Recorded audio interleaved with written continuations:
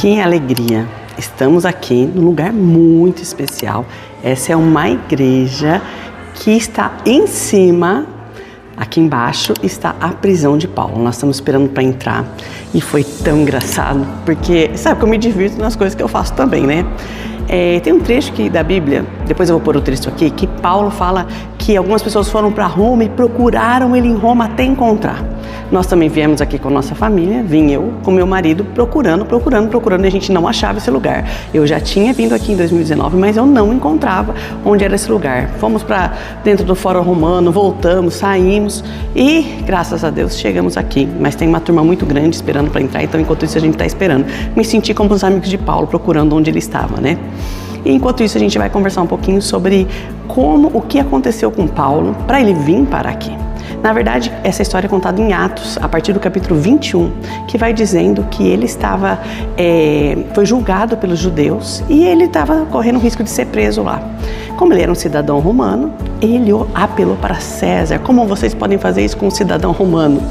E depois outras pessoas o julgaram e viram que não tinha nenhum problema, que ele poderia ser solto, que eram algumas coisas da lei dos judeus. Na verdade, Paulo, ele foi criado no judaísmo e depois ele se converteu ao cristianismo. Ele continuava sendo um homem judeu, mas um judeu cristão agora, né? E o que a gente também tem que pensar sobre isso? Muitas vezes na nossa vida a gente precisa se posicionar, né? E Paulo foi corajoso, ousado se posicionar, né? A gente gravou um vídeo no Coliseu, que vai ser um vídeo de Páscoa, falando sobre isso.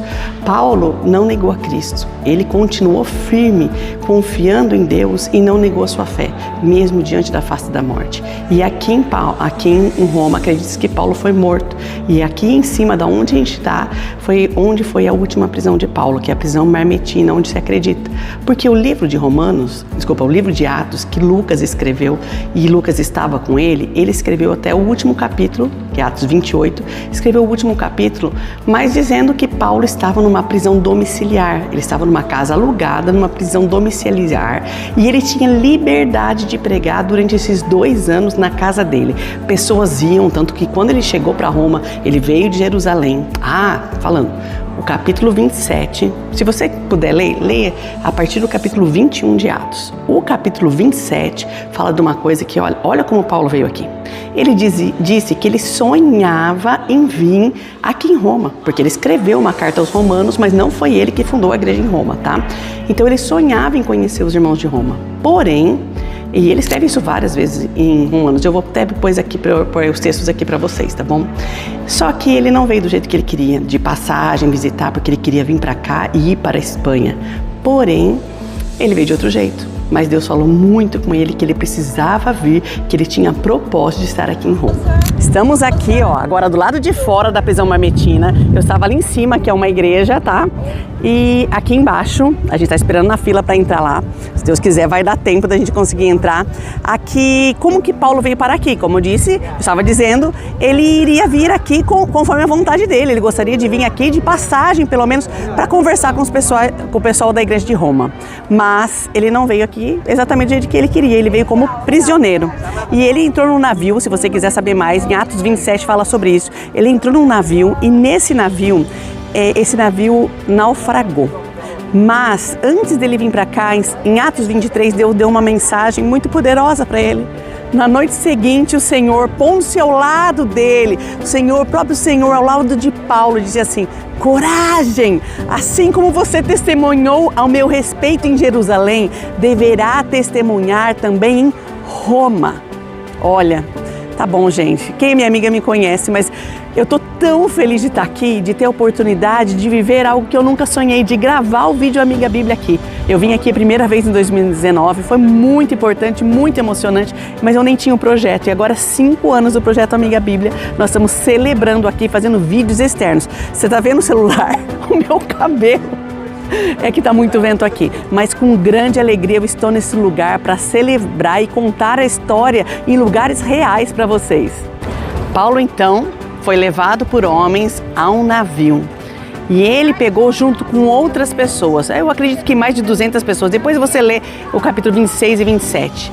E o que acontece nesse navio? Deus avisa a Paulo que se eles continuassem viagem, algo muito ruim iria acontecer. E realmente aconteceu.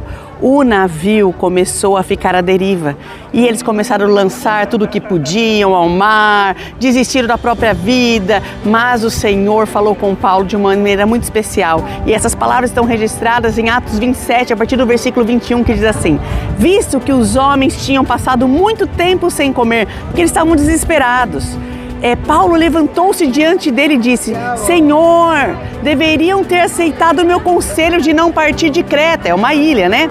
Pois assim teriam evitado grande prejuízo. Mas agora recomendo que vocês tenham coragem, pois nenhum de vocês perderá a vida, apenas o navio será destruído. Pois ontem à noite, mais uma vez o Senhor fala com ele que ele viria para Roma. Pois ontem à noite apareceu-me um anjo de Deus e a quem pertenço, a quem adoro, dizendo-me: Paulo, não tenha medo, é preciso que você compareça ao perante César. Deus, por sua graça, deu-lhe a vida de todos e você que estão navegando com você. Pois assim ele disse aos homens que estavam passando por aquela situação tão desesperadora, difícil, há 14 dias navegando num mar terrível, diz assim: tenham ânimo, senhores, creio que em Deus que acontecerá conforme foi dito. Nós devemos ser arrastados por alguma ilha. E a história corre que eles foram para a ilha de Malta. Aconteceu tantas coisas extraordinárias lá. Deus curou o pai do líder que estava naquela cidade. E também Paulo foi mordido por uma víbora quando ele pegou alguns gravetos para fazer uma fogueira. Eu só estou pensando aqui que está um frio aqui. E nesses gravetos a víbora mordeu ele e alguém pensou assim: esse homem não morreu no naufrágio, agora ele vai morrer com a picada da cobra. Ele devia ser uma pessoa muito ruim. Mas Paulo era um homem de Deus, né? E ele também não morreu. E começaram a pensar que ele era um Deus. E ele aproveita essa oportunidade para pregar o Evangelho. Nós estamos aqui aprendendo tantas coisas. Tantas vezes Deus nos faz promessas, Deus fala palavras maravilhosas para nós, que está na palavra, ou revelações individuais que você tem certeza que o Senhor falou com você.